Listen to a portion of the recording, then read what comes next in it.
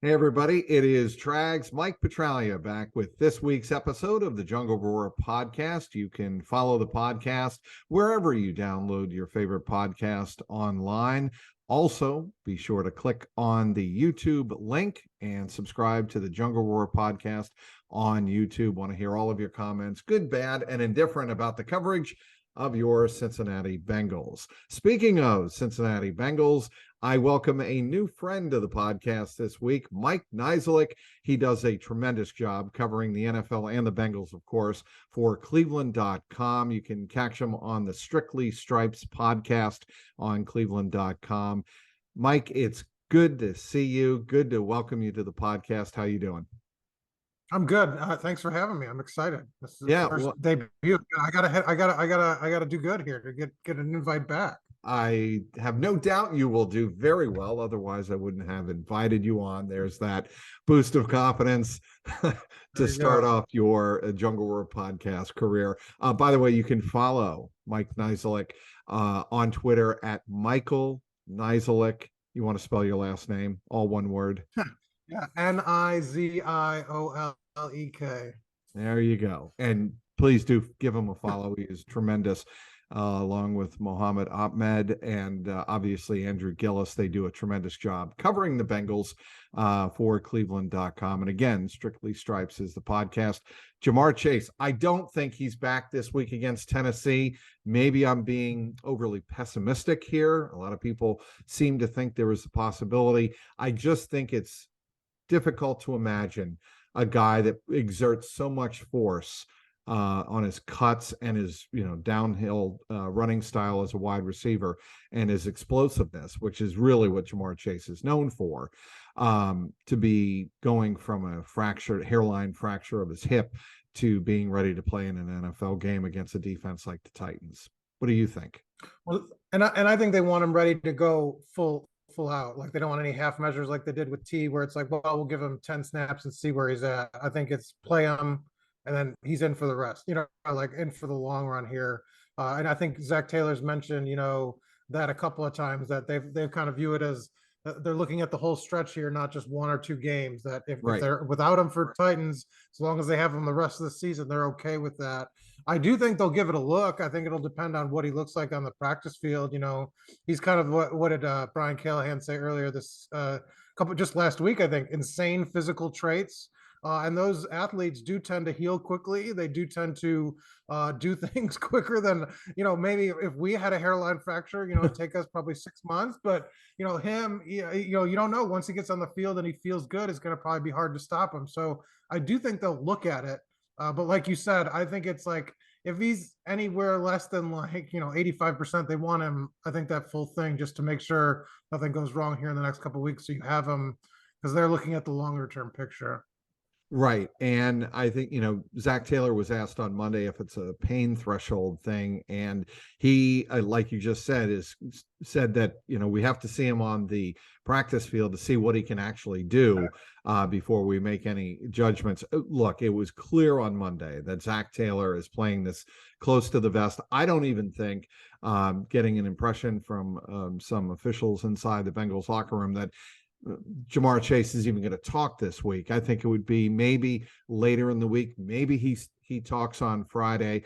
But at this point, I think the Bengals really want to make sure he's, like you said at the beginning, full go and ready to play for the Bengals. It'd be great to have him against Tennessee. But when you're talking about Kansas City, Cleveland, then the 2 road games, Tampa Bay, New England, then the 2 home games, Buffalo and Baltimore, that's when I think they're going to really, really need him. I think they can probably get away with, the 2 wide receivers, Tyler Boyd and T. Higgins, who we'll talk about in just a moment, considering the fact, Mike, that they have scored 30 points in 2 of the 3 games that they've played without him. Yeah, there might have been a different urgency if they had laid another egg like the Browns game coming off last week, but they played really, pretty well other than the 2 turnovers. Offensively, they moved the ball, they passed the ball well, and T. Higgins played, like so we'll get to it, but like the number 1 receiver they've kind of labeled him as for the first time with Chase out. So, yeah, I think the urgency is not there. I mean, there's urgency to get him back, but they like I said, they want him they view it as Super Bowl aspirations, playoffs. And so with that in mind, they have bigger goals. And so, you get the last couple of games, you win those. And so, I think you could afford to be a little patient. But like I said, a lot of these, I think, star players, the calculation is different, right? Because, I think Yep. Lou and Ramos said it with DJ Reader. It's like when DJ Reader wanted to play 45 snaps coming off that injury, he's DJ Reader, we listen. So, I think Jamar Chase will have a say that he says, I'm good, that will be an X factor into this. And a lot of these players do loathe missing time.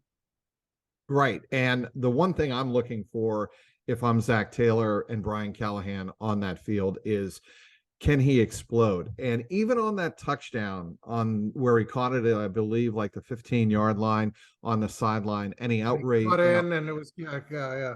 and he outran the Atlanta secondary. It didn't look like he had that next gear. He didn't need to have it because he was able to beat everybody to the end zone. But I think if I'm either Callahan or Taylor, I want to make sure he's able to exhibit that at least a little bit in practice before I throw him out in the game. That's my sense.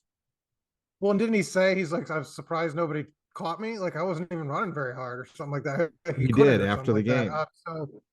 So yeah, no, I agree with you. I think that you want him to be, I don't think you want him on a snap count or a situation like that. I think you want him 100%. And so I do think it's more up in the air. I know fans will probably be like, oh, he's in, but I think it'll be sort of, I think they'll look at it this week, but I do think it's a toss up. All right, and they're going to play it close to the vest. That they've been doing that the whole time. So yes, and I think that's the smart way to play it. I don't think there's any reason not to play it close to the vest. As far as T. Higgins is concerned, his numbers on Sunday were sensational. 9 catches, 13 targets. I believe the number was 148. And what stuck out to me about T. Higgins was the one drive where he had 4 catches for 55 yards, leading to a touchdown by Samaje Perine. I thought that was one of his best performances of the year in a situation where the Steelers knew that Joe Burrow was going to T. Higgins, and every time he made the catch. To me, that was really T. Higgins stepping up to that next level and really picking up the slack for Jamar Chase with Chase out of the lineup. Well, it was interesting too after the game when Zach said basically the first couple drives, basically the first quarter, nothing went his way. And so he came to Callahan on the headset and Zach and said, like, look, here's what I'm seeing. I think we could take advantage of it essentially. Next drive, 3 straight passes, he's winning man coverage, he's getting the looks that he wants. They go to him, ended up getting a 4th pass, and it was all him kind of the next couple quarters. You can kind of see his growth as a receiver there. And, those 2 games without Chase, those first ones were forgettable for him. Most of his production came on a garbage time touchdown. And this is kind of critical. You talk about, he's got a contract coming up in a year or two, and he wants to make that money. And this is a spot where without Jamar Chase, I mean, this film will be important for him. When people say, is he a number 1 receiver without a guy like Chase? And so this was a game that I think he's going to like to have on his resume, just to sort of say, like, look, I can do this. And it was winning a lot of one-on-one matchups against the Steelers corners and just beating guys. He put his body up. The impressive catch was right before the half when he leaped in the air and his knees got knocked out from under him. And he lands on his back, holds onto the ball, wind's knocked out of him, and he's putting his body on the line. He's done that all season. But yeah, it was a good game for him. For still, I think people forget, a young receiver. Very much so. He's 24 years old. I mean, he is entering the prime of his career. And people, like you say, people forget that about Chase and T. Higgins, is that these guys are pre-prime right now. I mean, I know Jamar Chase looks like he's a spectacular player, and he is, but he is not in the prime of his NFL career yet. He's approaching that. And I think that's why the Bengals are more likely than any other reason to try to sign both of those receivers and keep them around for Joe Burrow. Oh, absolutely. They want this trio. And I think Tyler Board too, they think that's the core of the team right there. It's like emotionally sort of like that they drive everything and they like that pairing. But in terms of Higgins, he just wants to push up the bidding war, right? And so as much as that production can help him, but yeah, he's a really good target to have. I think that's why, when they expressed confidence with Jamar out, it was because they had Higgins. And he played like they kind of, I think, expected at the start of this on Sunday against the Steelers. David Mulugeta, Athletes First, is his agent. And obviously we saw what happened with Jesse Bates in the offseason. That deal did not get done. Are you concerned about that in terms of the potential of the Bengals signing T. Higgins long-term? I think it has to be a concern because, I think you invest a lot of money at one position. That's hard to do. And you kind of have to sacrifice. And you've got the Joe Burrow of it all kind of looming too. And is it a situation, you covered New England where Tom Brady took a little less money so he could have some of those weapons, and I think that's a consideration, right? I mean, does Joe Burrow need T. Higgins or does he need the max deal? That's a right? great point. And yes, as I've been teased ad nauseum on the beat. But that's the blueprint, right? I mean, but I'm serious because I wasn't teasing you, but your experience there, like, Lamar Jackson's going to anchor Baltimore in a way where they can't do some of the moves that they've done this year, right?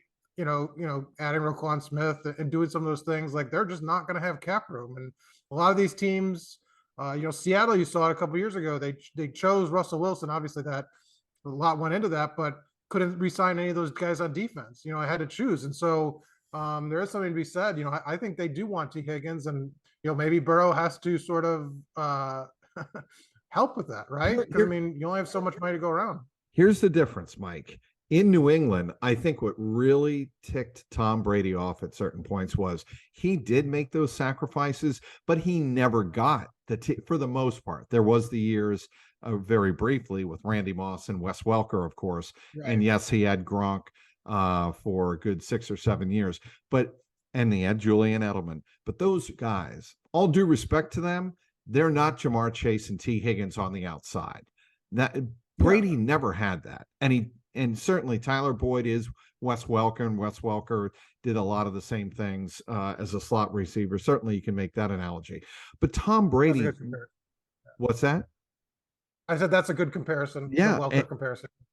But with Tom Brady, I think there was a underlying uneasiness or frustration that I made these sacrifices in my contract. Where are the players to show for that? And sure.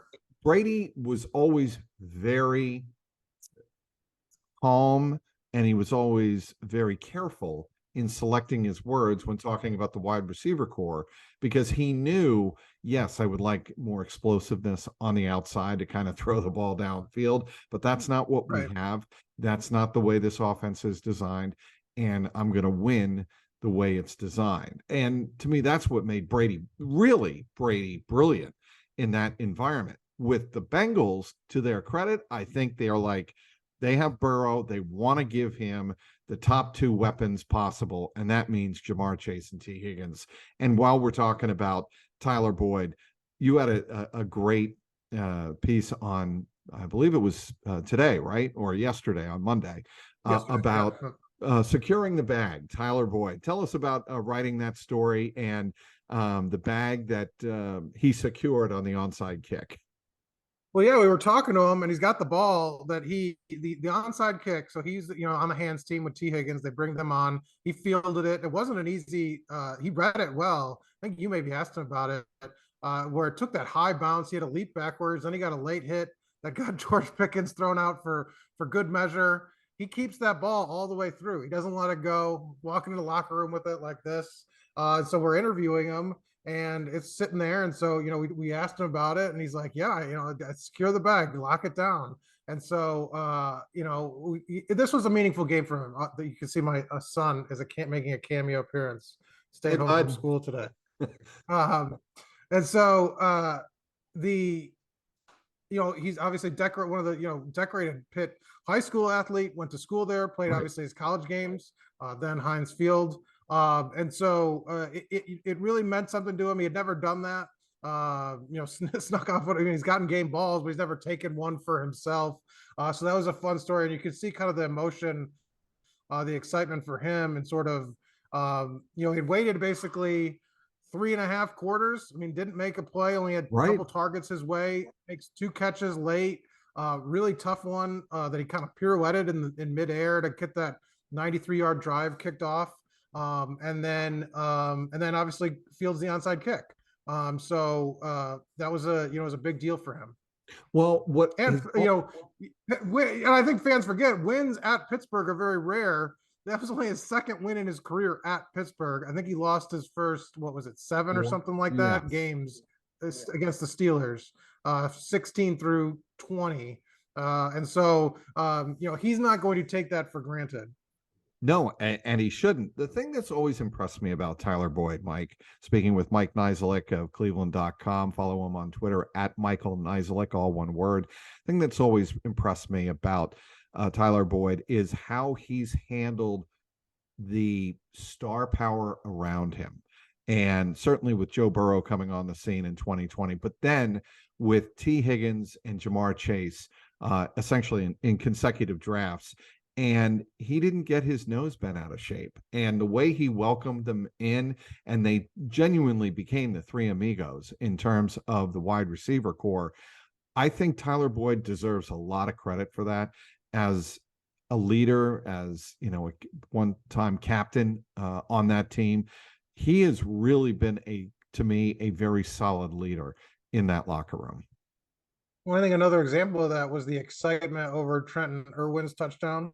Like all those guys, Tyler Boyd included, a veteran who doesn't have to worry about that stuff. I mean, he's got other things. I mean, but they were like celebrating that and like excited and like eager that he got another chance. And I think something as a new person on the beat, that's talked a lot about with him is that during those very, very, very lean years, he was the guy, right? That, would always give the quote, that would stand up at his locker, that would answer the questions, that would, there was some bad losses, and, he'd be there. And that's not an easy thing to do and gets overlooked for fans. And it's like maybe a little inside baseball, but like, that's a player that gets it. That's a player that he's not even the top receiver. He's like the third receiver on the team, but has a voice in the locker room, I think is respected. And, his sort of, I don't know, Mr. Bengal right now. I mean, one of the players I think that's easily identified, obviously Joe Burrow gets that, but like, he's a guy that's sort of this heart and soul of this team, because he's been through those tough times, him and Sam Hubbard, guys that have been here through that.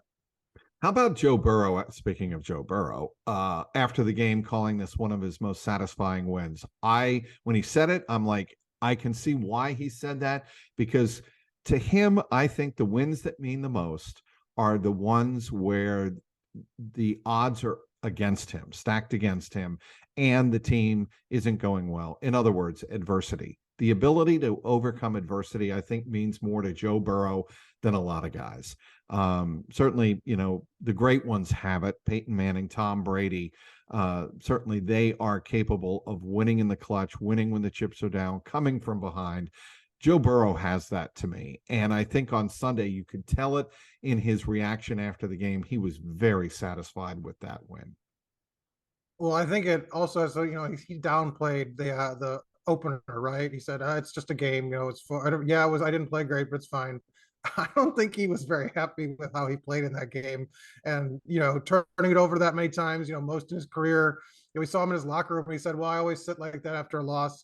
He hasn't really done that since then, where he was like staring off, despondent, not moving, not talking to anybody, just like really upset. And I think that played into the sort of meaning of it, that he wanted to beat this Steelers team, a team that they should have beaten the opener probably very handily. I think that's fair to say. Yes. At home. Yes. The Steelers team hasn't gotten any better. Now they're with a rookie quarterback. They replaced Mitch Trubisky because he's not very good. So I think that played into it. I think that game, that was a game that was a very rare occurrence where you're going to turn the ball over 5 times, and he didn't like it, and I think it showed. But in terms of like the impact of the win, I think this is a game that they should have won. Like, I mean, there's no question, right, that it's like that part of it's kind of a strange part. But I think the rivalry matters. Obviously, you like beating the Steelers on the road, but I think it had a lot to do with that first game that he did not. He was not happy having turned it over that many times and sort of been at the center of that loss. Look, I mean, the game was 37-30 at the end, but the Bengals won that game going away, 34-23, up Yes. Yeah. 37-23. I mean, they controlled the game when they needed to control the game. They got the 3 and outs defensively to start the second half, which leads me to my next point, Mike. And that is the defense good enough without Cheeto Awuzie to make a playoff run? And that's a question I think a lot of fans and a lot of observers like ourselves wonder about. Can this defense hold up against what's coming down the pike? Not only this week with a bruising running back in Derrick Henry, one of the best of the modern era, but when you talk about the quarterbacks that are going to be coming up in terms of Patrick Mahomes, even Deshaun Watson coming back, and obviously Josh Allen down the road, is the defense going to be able to hold up? What do you think? Isn't it more of like a question? Like the front seven's good, right? Super Bowl caliber. Oh, I yeah. think really right now the question, the secondary is the question mark with these corners and kind of the combination. Obviously, you have a rookie on one side, Eli Apple on the other. You saw communication was kind of a mess in that first half. They kind of said, and mistakes were made, and that kind of gave Pittsburgh an opening there briefly. But on the flip side, Cam Taylor-Britt, what he had 12 tackles. Yep. Went up against George Pickens, and I thought handled himself very well, tackled well, except for that play against Freiermuth. But then he learned from that and then made a tackle later in the game. So he's an intriguing player to me. I think he's got all like the I agree. qualities, like skill set you want. But how many plays a game against a team like Kansas City? Like Eli Apple has apparently like a lapse in that one coverage where Pickens got open in the, was it Pickens in the corner for the touchdown? Yes, it was Pickens in the corner. That was the flare. Leonard almost said, we were like, was that a miscommunication? It's like, no, it was a bad play by Eli Apple. So it's like, well, okay. And he had a couple of those that led him to get benched. But is it like, and Cam Taylor-Britt, you're going to have to expect those from now and then because he's going to see things he's never seen. He's going to play teams that are really good. So their margin of error in that secondary will be interesting to watch. Like how can, like if Eli Apple has 3 of those against the Chiefs. So right? Here's like, my bigger issue though. The reason I think Eli Apple helps them against the Chiefs is essentially with the Chiefs, you want to cut down on the yard after catch because Patrick Mahomes is going to make his plays. You want to keep the play in front of you. And when you have him in your sights, you want to get the receiver to the ground as quickly as possible.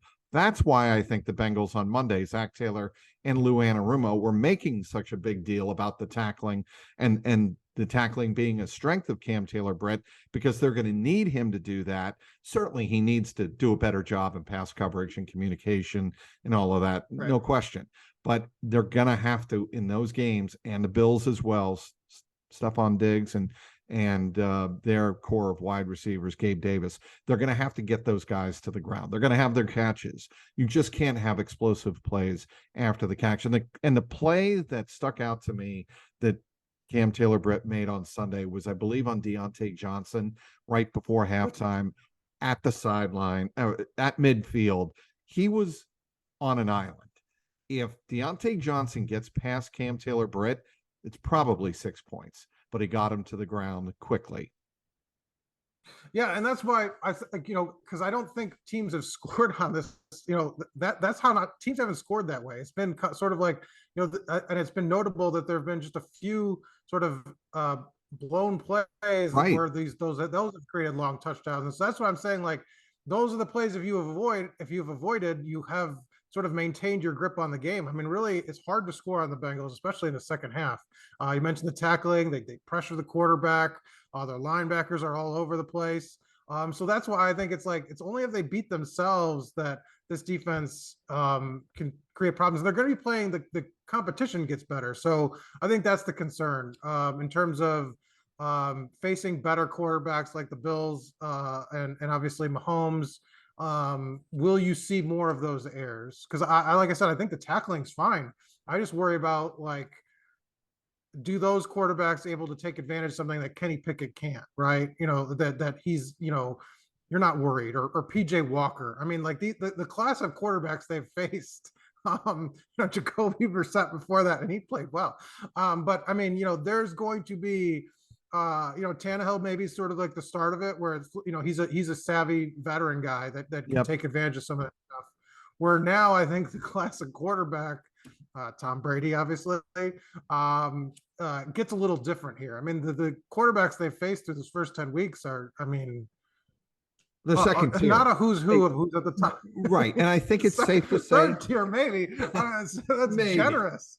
Well, PJ Walker, maybe Generous. third tier, but I also think there's some danger in that because we went into the games against the Cowboys. Cooper Rush, for example, went into the game against the Jets. They actually beat Zach Wilson. But last year it was Mike White and James Rapine of SI.com and Locked On Bengals made the comment to me during the game. I don't know if you heard this. He said it felt the first half felt like Mike White all over again.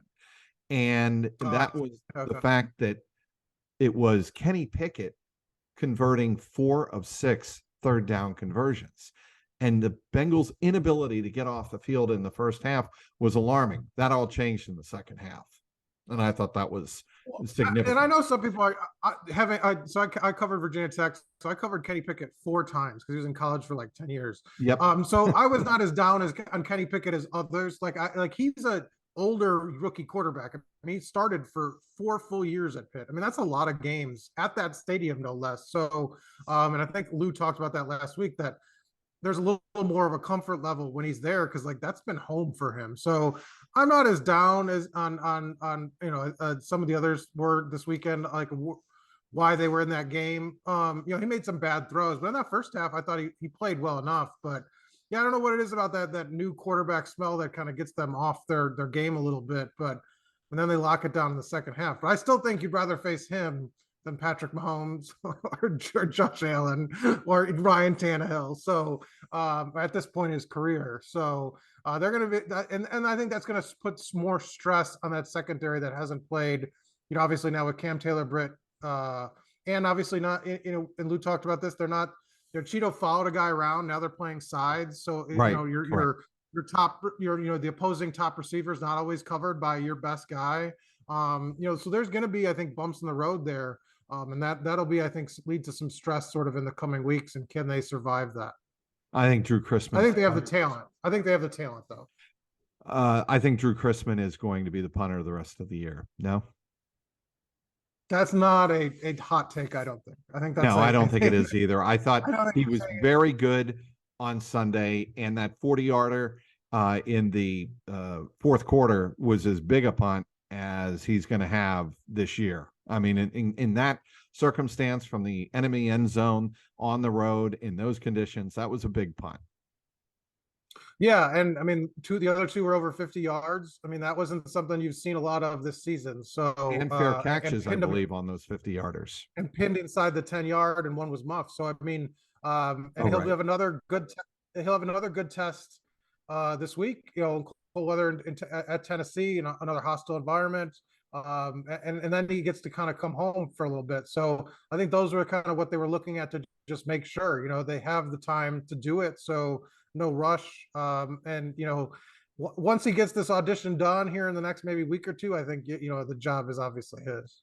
How much have you enjoyed being on this NFL beat as opposed to, like you said, Virginia Tech? How much fun has it been for you? Well, I mean, the travel, I mean, it's intense, man. It's a different world. I expected that, but it's fun. Obviously you're in the locker room a lot more. You're covering the actual players more. I mean, you're talking to, you can go 4 years without talking to a player in college. They sign, don't do anything for a couple of years. And then they might even leave and transfer. So it is nice to sort of have FaceTime with the people you're covering, on a daily basis. And I think it's important. And that was part of the lure. Like, you want to kind of cover these guys. You want to talk to them about these things. And the Bengals locker room has been a good locker room for that in terms of the players, a lot of guys, willing to do that. And I thought that was interesting what Lou was saying, that on Monday where they have a film session, he called it their dirty laundry session. And look, they use names, and that's I think why they're so open about, look, we made a mistake here, or, we didn't do this well. And I think that's reflected in how all the individual players kind of talk about and go about they don't. It's not criticism, but they'll say like, why did you do this? And they'll say I made a mistake, and so that's been kind of fun. Well, and I will tell people watching this and listening to this podcast, and I think other podcasts have touched on this as well. That locker room is filled with leaders. I think it's a very, very good locker room. And the reason that matters is when the crap hits the fan, there's no finger pointing. And to your point about Lou, and he brought this up on Monday, and I thought it was a fabulous point. When Cam Taylor-Britt missed an assignment, and it was an overthrown ball. I forget who the receiver was that fell backwards. It was Pickens. Right, it was Pickens, and he fell backwards and couldn't keep his feet. Otherwise, it was an easy touchdown. There was no palms up from Jesse Bates, like, what are you doing? And then finger pointing. There was none of that. Bates goes over to Cam Taylor-Britt, puts his arm around his shoulder and says, we'll get him next time. Here's what you need to do. And that one action alone, to me, tells me why that locker room is so tight and why they are able to play when the chips are down. When mistakes are made, they don't panic. And I will tell you, and it's my experience because I was around the team for 20 years in New England, the reason the Patriots were the Patriots, one big reason why, obviously Tom Brady, but as a group, they never panicked and never finger pointed and there was never a sense in that locker room that you're to blame, you're to blame, you're to blame. It was all collective. And that was the Patriot way. And I see a lot of that here in Cincinnati in my first year and a half, almost 2 years on the beat. And I think if Bengal fans want a reason to really feel good about this franchise going forward, that's a big one. Well, and you've seen it at two moments. I mean, they start 0-2, and Zach Taylor is like, relax, right? Well, Joe Burrow said relax, but he said we'll be fine. But and then 4-4 and an ugly loss divisional. They're 0-3 in the division to the Browns, and again he's like, we're going to be fine. And sometimes you think, oh, is this coach speak? But he genuinely believes that this team's battle tested, that they know how to handle adversity, that those things are they'll be able to get through them. And I think that's why Zach Taylor expresses that confidence, because I think he genuinely believes that this team is close knit, that they're not going to fracture, that they can handle those sort of down moments, and in each time they've come through it. To his credit, I mean, he was right at the start. They bounced back. They've won the last two games. Have an opportunity to win a third in a row here against Tennessee, and I think that speaks to your point that he's let. I mean, they've got 7 co-captains. They probably have about a dozen options, if you're being honest, like guys that could easily be captains on this team.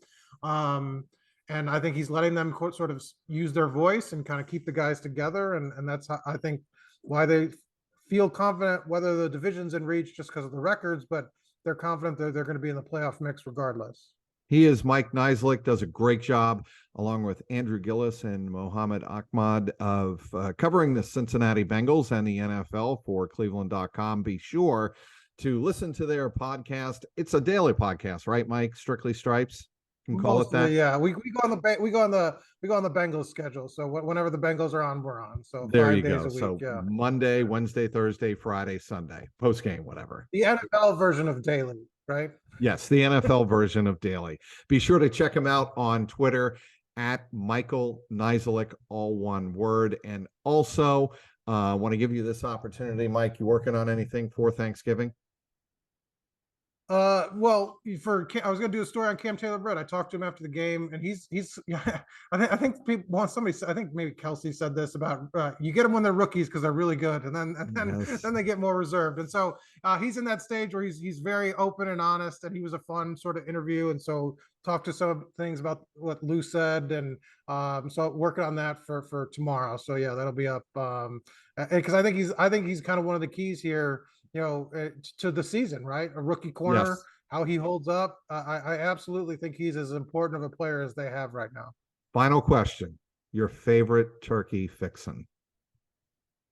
Thanksgiving fixin'. This is my hot take. I'm not a huge Thanksgiving guy. I'm a ham on Thanksgiving. I'm a ham on Thanksgiving guy. Like, are you? That's yes.